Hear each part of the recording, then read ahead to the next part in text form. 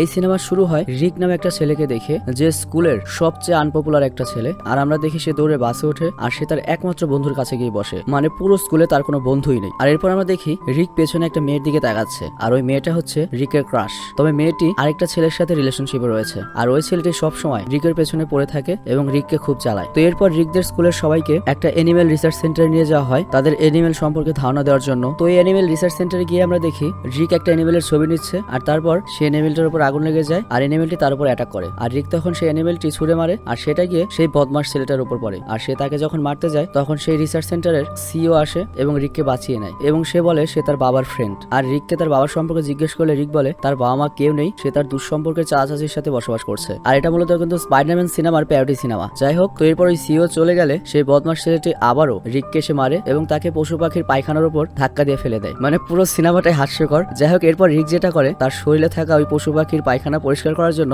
একটা স্প্রে নেয়, কিন্তু ওটা কোনো সাধারণ স্প্রে ছিল না, ওটা ছিল পশু পাখিদের জন্য যৌন উত্তেজক একটা স্প্রে। তো ওটা নেওয়ার পরে আমরা দেখি সব পশু পাখি এসে রিকের উপর শুরু করছে। এছাড়া একটা ফড়িং এসে রিকের ঘাড়ে কামড় মারে, কিন্তু এটা রিক বাদে আর কেউ খেয়াল করে না।